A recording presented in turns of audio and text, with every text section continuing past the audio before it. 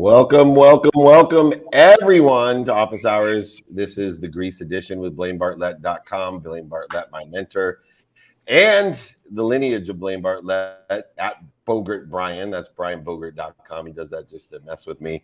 But we got a champion coming on with Donnie Boivin.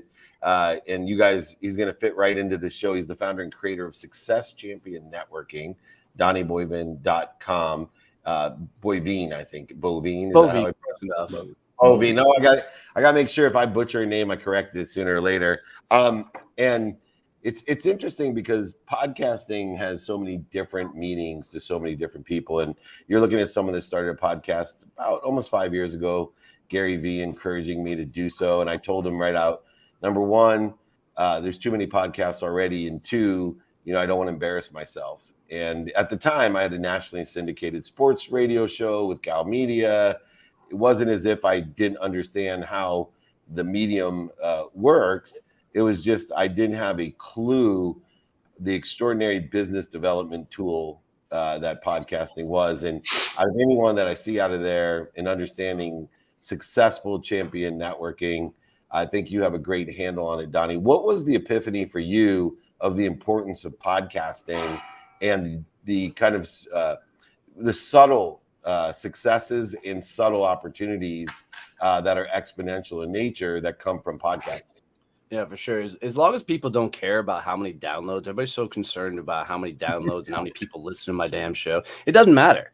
Podcasting in its source and its nature is about meeting other cool people and networking and having some great conversations. It's like hanging out with you guys right now. Some of you guys I've never even heard of before. I mean, no offense by that. But now I want to go check out your backgrounds. I want to go check out your freaking stories because I want to get to know you more. And podcasting just allowed me to get into conversations I wouldn't otherwise, be able to get into, some of the biggest names in the world and those type of things.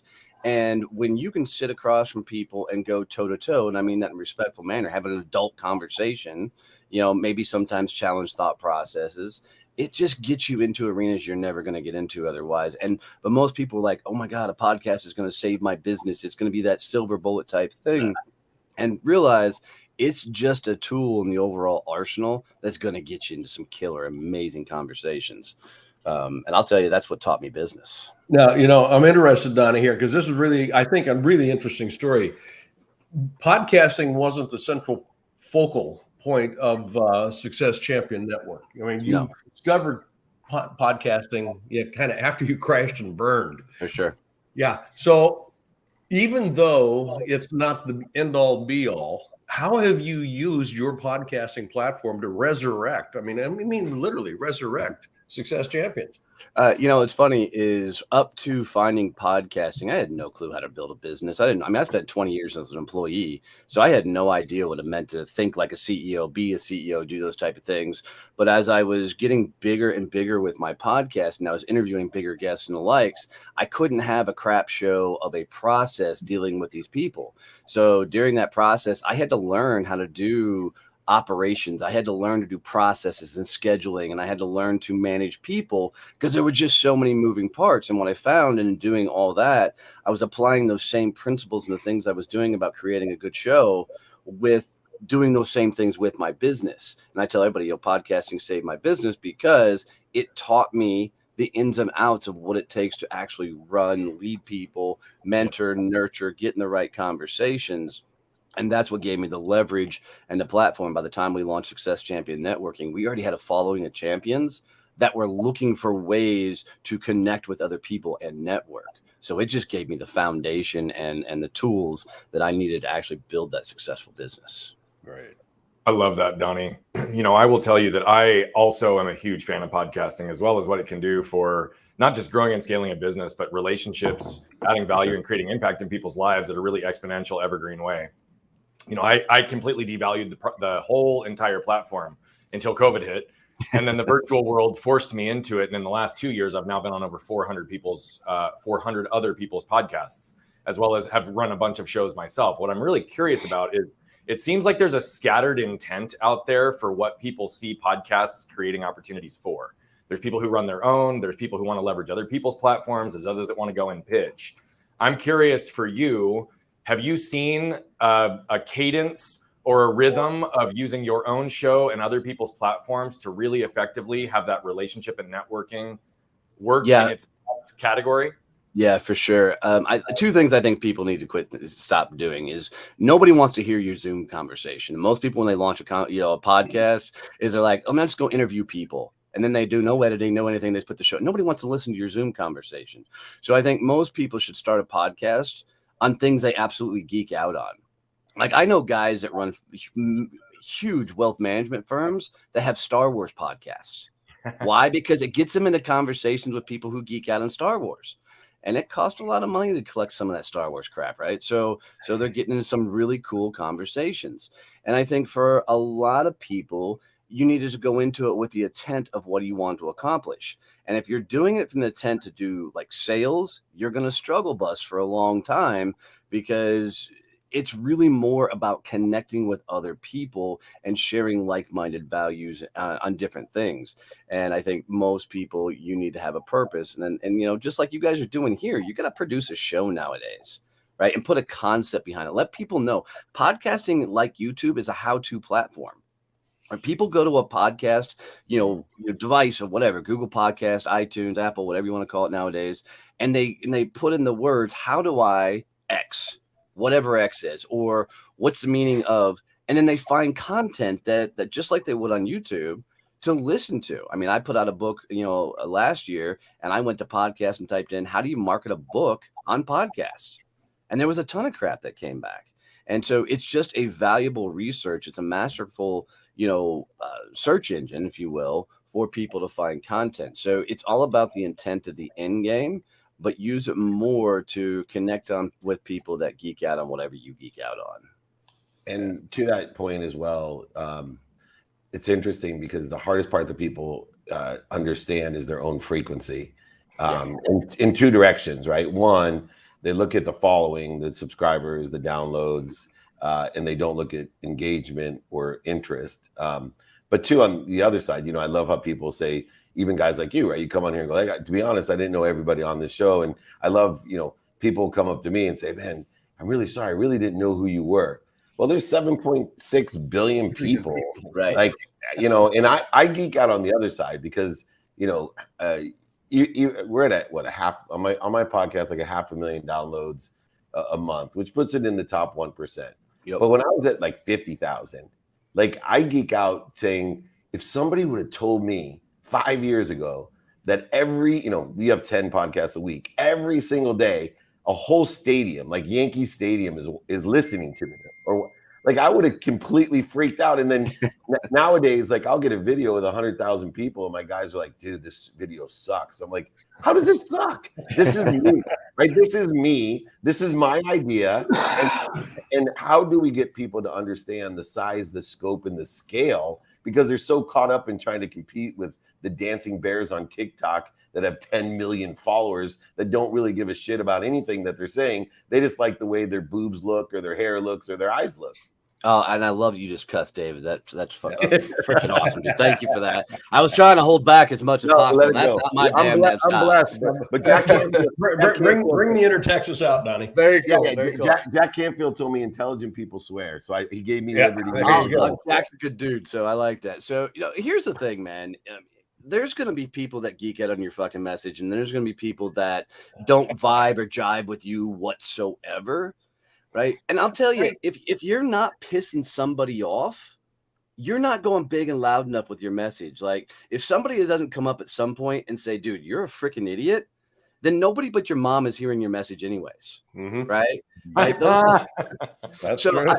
And for me is the more you can show up, now that I can cuss, you're really going to hear me unleash, but the more that you can show up as you, the more you would attract your tribe and your people that geek out and learn the same thing you can do, and you can drive your own energy. And if you're not a high energy person, that low key, type personality will bring your people to it. It's not about massive volumes. I forget who put out the book about, your 1,000 true fans thing, right? Yeah. But you can have a small number of people that are just completely into your shit and build a multi-million-dollar business. Yep. You know, it's more about speaking directly to your people. We call them our champions, right? The people that just champion your vision, your story, what you do. And the more you speak directly to those people, the more your world will continue to grow and expand. And you're going to find yourself in situations that you never knew you're going to be in. Like, I got invited to do keynotes that to events I'd never even fucking heard of because of podcasting. I'm like, oh, well, that's a thing. All right, I'll go speak at that, and it's just those things that when you can find your voice on whatever you want to talk about, whatever you geek out on, your world just opens up a hell of a lot better. And it doesn't matter on volume. But we live in a world where, one stupid TikTok dance can get 4 billion freaking views. And everybody's like, if I could only get that. Yeah, if you only get that, you don't realize that 90% of that feed is people saying, God, you're an idiot. Why would you dance that way? Right? It is filled with freaking haters more than it's filled with people who are like, oh my God, I love you. Yeah. So the quality of the message is really important with this. I mean, I was writing an article the other day that is going up on LinkedIn later this week. But the idea of going someplace you've never been before, you got to start from the premise that you've got to be a nobody to get to someplace you've never been before. Because if you take your history with you, you're going to be the same person, and it's not going to be it's not what you want. You got to be a nobody to get where you want to go, and Absolutely. That is but it also opens up all kinds of creativity. I mean, it's just a fascinating paradox. Yeah, and I think most people, just because we live in this Instagram world where they only see the good shit about people, right? Everybody's putting out all the good stuff, that people always think that their life needs to be sunshine and rainbows. Yeah. I can promise you, I've picked up more of a following, more of a fan base, more people every time I share my fuck ups and screw ups. Right. Yep. When I share things like, God, I just made the dumbest business decision. We did the dumbest thing. I take complete responsibility. Those type of things. People are like, God, I so relate to that because I just did that the other day. And then they start talking to you and you're having real conversations. And when you can get that, and it's not even being vulnerable, it's just sharing your story. When you can share that kind of stuff, man, more people raise their hand and say, hey, dude, I want to hang out. So, Donnie, it is being vulnerable only because the world often tells us that we aren't supposed to talk about what we feel and what we experience and to show those faces, right? We've been conditioned to show the highlight reel. What I love is there's no coincidences. Dave was talking about frequency. All of a sudden, you decide that you can cuss. You're dropping F-bombs left and right, which, by the way, is part of my normal language. So I fucking love it. And then all of a sudden, you opened up, right? You talk about how being you and operating at your frequency and connecting with individuals and how those relationships permeate. But what you also just hit on is something really, really powerful. I've said so often, we're on a mission to impact 1 billion lives by reducing the level of suffering on this planet, right? Suffering exists in 4 areas, I believe. It's the things that are left unsaid, the things that we lack permission to feel or say, the things we lack the words to articulate, or the things that are left undone. When you're curating conversations and you put yourself in a position to be vulnerable the way that you just did, what you're doing is you're helping people with those center too. You're giving them words and feelings and permission to feel something because your failure allows them, they can actually lean into it. But you've also given them words to articulate what they're doing. So it's not just a medium to connect and build relationships, but it's a medium to actually propel people into action and allow them to resonate and connect with other people's lessons and stories. So you talked about big stories. And I also know that you've got this big focus right now to change how the world networks.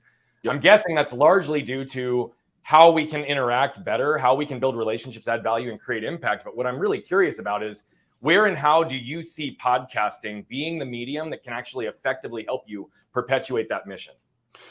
So it's twofold. So like you said, you've been on 400, podcasts.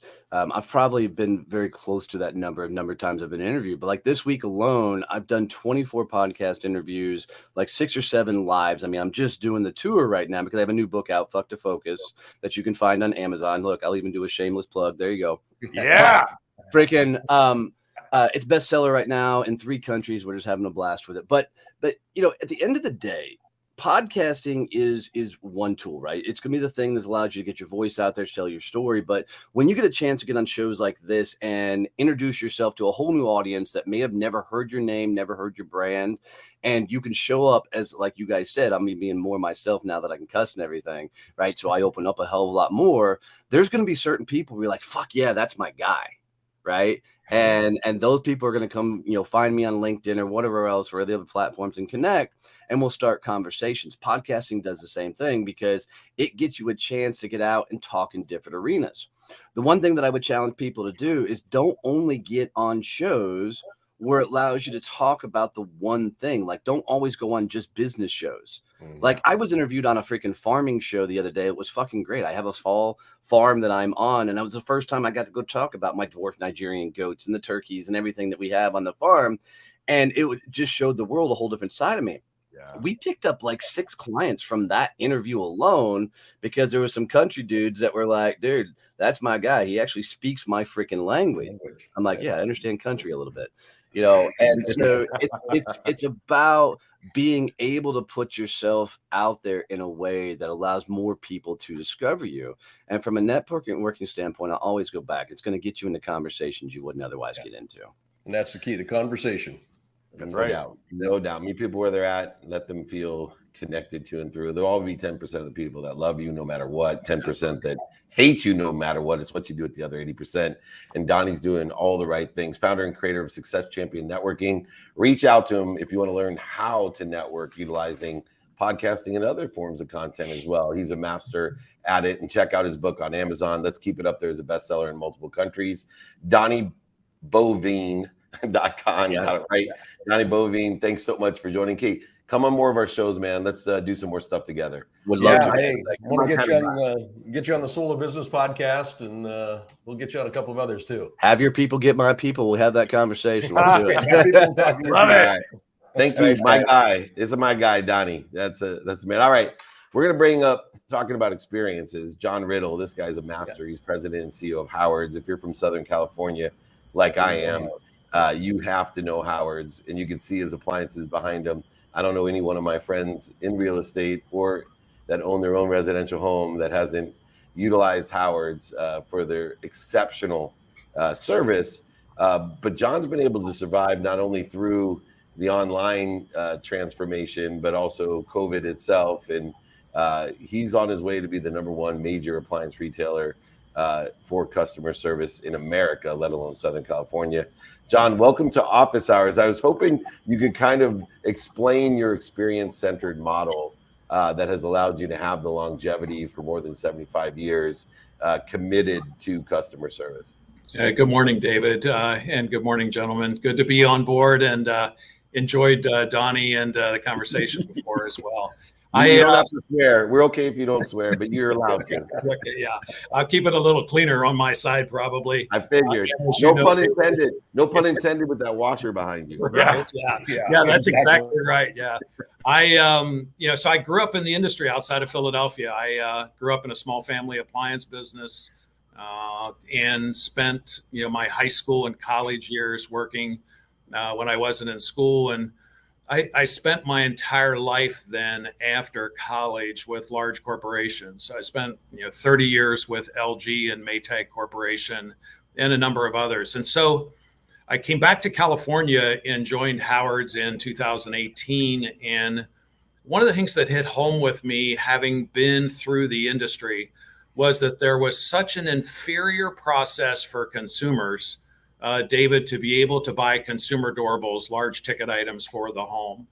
The great companies of the world, in my opinion, I think are companies that make things frictionless, easy, simple, and not a hassle. And so what we set out with a company that's been around for 76 years, as you mentioned, a long time with roots in Los Angeles County, we set out to try to improve that greatly in that process that had become, particularly with home improvement and a lot of folks in the industry, too complex, too manipulative to the consumer. And so the Experience Center is our concept of that. We will have almost 20 experience centers up and running in Southern California by the end of the year. And the differential, the disruptive sort of process for this is we have everything in this showroom live. And so you can come in and do laundry. You, if you want, can cook on a new Fisher Paykel or Thermador kitchen. You can use any core products that's throughout showrooms. That this one in Long Beach is 22,000 square feet. of just products that are connected and live, and be able to experience how you can use a mobile device to talk to your appliances and make them connect and do things for you that are really cool. That when I was on the manufacturing side, we were developing all this new great stuff, David, but we couldn't get anywhere at retail in America to be able to really showcase how it worked. And so that's what we've been doing. We've been increasing our share per footprint. And it is one that applies to, in a great way, sort of to, the Julia Roberts movie with Richard Gere. You don't have to have a lot of money to come into a Howard's and experience this. So it's not just for luxury. It's not just for the high end. It's for all consumers. We do a lot of luxury business, a lot of celebrities. We just opened a West LA Hollywood store. And so we certainly are able to care for that, but we want everyone to feel comfortable within this great diverse market of Southern California. So that's what we've been doing, David. It strikes me, John, that what you move, it sounds like a migration in my mind here. A migration from selling an appliance to actually curating an experience. Yeah, no question about it. And I would tell you that we spent a better part of a year with a cross-functional team here in a mid-sized company. We are not a large corporation, but we spent almost a year and a half of studying Tesla. I think Elon Musk's the fourth person to run Tesla, but nothing about the automotive product itself, which is cool in a different level, but how they engaged consumers and how they listened to the consumer and tried to do things for the consumer, versus, taking their own sort of game. I use it in a comparison to, I'm a car and truck guy. My first purchase of a used car that I, could afford to scrape together all the money I had when I was 16, turned out to be such a crappy process, an inferior process, because the guy at the dealership was trying to sell me on what I didn't really want. And today that is so prevalent today, I think, with consumer products in America, where you come into the store and instead of seeing what you see behind me that you did research on and you got recommendations from friends or neighbors, the person tries to move you away from the color you wanted or the type of product or the brand and so forth. So all of that is what we call RARE. To your question, it stands for Revolutionizing the Appliance Retail Experience. And all of our folks are focused on one thing. Their only incentive is high customer reviews. So we've gone from reviews in 2018 that were in the low threes to last year we finished at 477 in Facebook, Yelp, Google, et cetera. So it has just been a smashing hit for us. And we think it's a concept that will play very well anywhere in the US, certainly outside of California. Customer experience and customer journeys are something that are truly so important, yet often so neglected, right? And you guys are clearly not only doing that in a really kind of a revolutionary way in creating the experience centers, but you're also demonstrating leadership by actually being able to guide people down their path and experience these products in a way that they can understand how they apply them in their lives. What's interesting about the appliance marketplace is it's a tangible product, right? It's a tangible product that used to have a sales process that was very focused on people, understanding features, function, how to use it. And with the rise of technology, with the separation of people, right, it's almost become commoditized and intangible in some ways, because you can see a listing online, you can look at some certain things that are there. And so you guys are bringing that tangible nature back to the tangible product, giving people the ability to actually touch, feel, experience what's happening. I'm really curious, as you're growing these centers, how are you seeing that impact of the tangible experience that you're putting in there ripple across the multiple different generations of buyers in how they actually are going about evaluating products for their lives? Yeah, I think a little bit to the rear of the location where I'm at in Long Beach is an area called it's sponsored by Samsung, but it's called the Experience Center Hub. So when you come into a location, the consumer can connect with his or her laptop or tablet or mobile device and go anywhere in our location in the Experience Center and be able to see how the features work. So what we're seeing in a business sort of, you guys were talking about this with Donnie, how you sort of quantify metrics a little bit in business. versus the sort of soft side. But from a metric standpoint, we're seeing higher per square foot sales ratios on revenue. We're seeing an average mix of product that's higher than our peers in home improvement and Best Buy. And we're seeing people experimenting with stuff by having a QR code that they can log into and sort of recall what they were shopping for and what their experience was like. And when the next time they come in or they go to another store, they can talk about it. Give you just a great idea.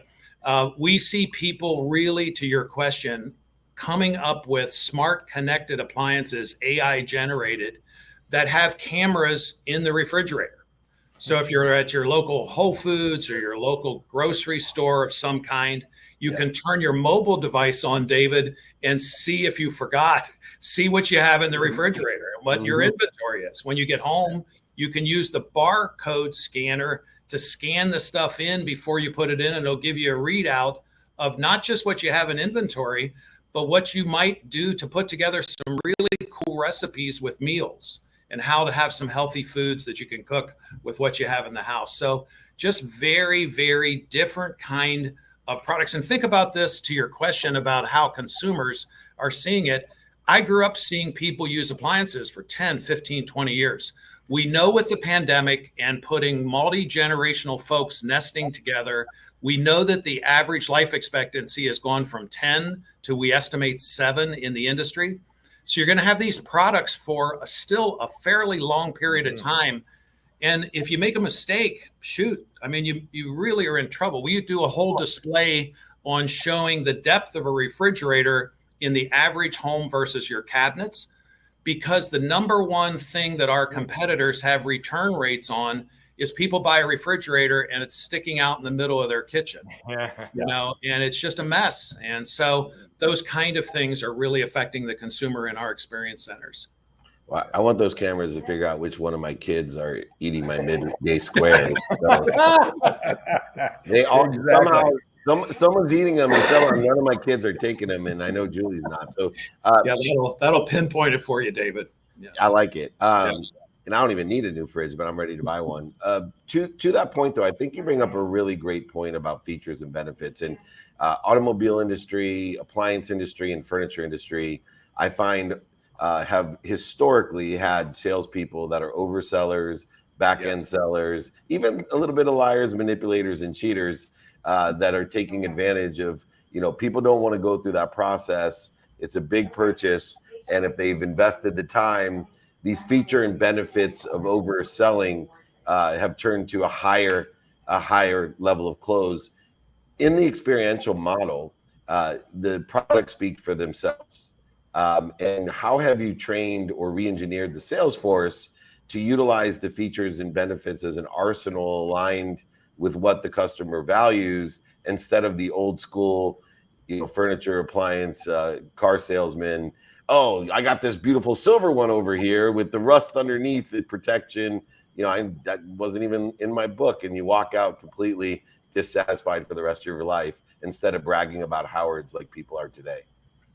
David, I think it's just a great spot on question. I had the benefit out of college to get recruited by Maytag Corporation. I spent 22 years there. And one of the things, remember the actual Maytag man. John, you remember the actual Maytag man. 3 of us, I think, may remember it. I mean, it's tough for millennials and younger Gen Xers to remember Gordon Jump, who lived here in Southern California, was the WKRP in Cincinnati, and Jesse White, our original Old Lonely. It was the longest running, so Leo Burnett ad that Maytag did.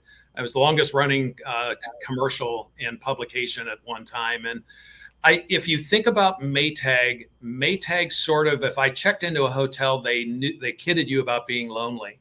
And part of that was not just the product quality, but to your question, David, the people. And part of how Maytag really did that, they did campus interviewing and took young people like me out of school and built me from the bottom up. Stuff that corporations don't do too much anymore from a standpoint of investing in education. Jack Welch one time at GE said during tough times, Neutron Jack, you know, what are you going to do with the company from a cut standpoint to get back to where the profitability range that the board's asking you to be. He said, the only thing I will not cut is Crotonville and our education program. So we started at Howard's. And by the way, we think the oldest employee-owned company in America. We started as an employee-owned company in 1976 here in Los Angeles County. And so as a company that is employee-owned, we wanted to start fresh with getting out gradually of the situation, David, that you referred to,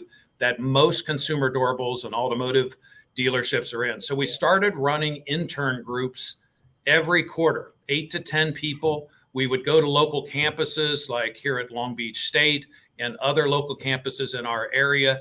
We would recruit people that were either still in college and they wanted to work or right out of college. And we started a 60 to 90-day training program of doing everything, including riding along on home deliveries and installations, because part of the job with consumer durables is not just what you face behind me in the location of the store or online, but really what happens with the guys that are kind enough to bring this stuff out, very heavy product, try to care for your home during the pandemic to be safety and high-end protocol and so forth. And so we really wanted to get people right off the tree, David, and train them and educate them. And we've been doing that every quarter since the summer of 19. So that has really given us that capability. And we've lost some people that were great professional sales staff that had been here a long time at Howard's, but it just wasn't their cup of tea. Trying to just get to a customer being satisfied and happy and a good process, they wanted to be able to do more sort of, freelancing of how they approach things. And there's places still obviously for them in the marketplace, but it wasn't at Howard's. Yeah, I love it. And that's why you've had such great success. And John, I look forward to meeting you in person since you're in our neighborhood and doing such a great job aligned with value-based leadership and understanding how important the experiential model is in providing value to exceed what you're asking for. Compassionate Capitalism, Blaine is pointing behind a book that him and I had written, probably great utilized within your company as well. And we have the same type of internship program where we build those values. And people ask me now, years later, how do you have such an incredible team? And I know Blaine gets to work with some of my team, and he's even been amazed from the start when we wrote that book that I truly build that model like you do, John. And it takes time, but the benefits are incredible. And please, if you want a good company to work with, one that's going to have a great service and great value, and always be honest and living in integrity, as Compassionate Capitalist himself, president and CEO of Howard's, howards.com, the place to get your appliances. It's that simple. Thanks so much for joining us. Love the program, David and guys. Thank you very much. Thanks for joining us. And you made it without swearing. So it shows you guys that grew up in the 50s, they're good. I'm going to go to my office and close the door and do that all day now. Okay. All right. All right. Well, no promises for our third guest here. And oh my gosh, if I can pronounce her name, it'll be amazing. Urvashi. You did great. But thank you so much, Urvashi, for joining us. She's the author of an incredible book, The Sustainability Scorecard. And I know, Blaine, one of the things we remember that I think with who was it with Deepak and those guys with Ronaldo, the index. What was the index that we were working with? Oh, it's the Just Capital. Capital. Right. Yep. Yes, the Just Index was my first exposure to a sustainability scorecard as the UN started to quantify 17 different areas that we should all focus in on. And your book is so important today in so many aspects because impact is important. And that book behind, go ahead, point at it one more time, Blaine. Compassionate Capitalists have a lot to consider to implement and profit from the unexpected solutions that exist today that are sustainable products, processes that are good for our planet. What got you so heavily involved in the sustainability of capitalism? Yeah, absolutely. So David, I'm a healthcare person at heart. I started my career out in public health. I'm a doctor of physical therapy. And so when I started my career in India, it was apparent to me that social and environmental health could not be uncoupled from patient well-being. Yeah. And their one-time visits with their doctor were not probably their key drivers to well-being. And so that was something that was very apparent to me then. Now, of course, I work in health analytics. I've written this book.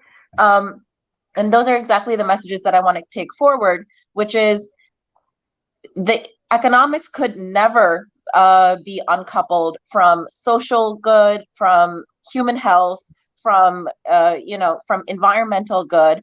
Ultimately, all of our inputs into our economies do come from our environment. So this could never be uncoupled. We shouldn't pretend like it can be. But at the end of the day, we do need to make our economy run. And so what we say is that the next, how Paul and I, my co-author, and I think about this is the next wave of high net worth, ultra high net worth individuals are going to be the people or the entrepreneurs that either create path-breaking technology that can help mitigate those climate change related shocks, or they're going to be the people that invest in them. And so what should you be looking out for? What are some of the opportunities that you can leverage scientifically to create those products? And once they're created, how can you pilot and scale them? And then, what should you be investing in as an investor if you're looking at the next 50 to 100 years of the economy? That's kind of what we get into in the book. That is awesome. And do you have a question for us, or would you like one from Blaine? No. Yeah, absolutely. I'd love your thoughts on our scorecard and how the triple bottom line can be more effectively integrated into corporate strategy, because we're seeing now that finally ESG audits are taking place, and that first step towards compliance has been made. But the next thing, the real change is going to occur when we go beyond compliance. So if you had to advise C-level executives how to do that, what would be your advice? I'm gonna start, and then we'll go around the horn because I have a real quick answer. At its surface, all the requirements, regulations, and compliance issues are always just that. If somebody wants to get around them, wants to get the boxes checked, we historically, by studying history of corporate evolution, know that we can get through and beyond any compliance issues because we understand how that works. Where I like to start is the math. And I think we've been doing this long enough that if we can show today's C-level executives the profitability of doing these things, that overwhelmingly the numbers don't lie.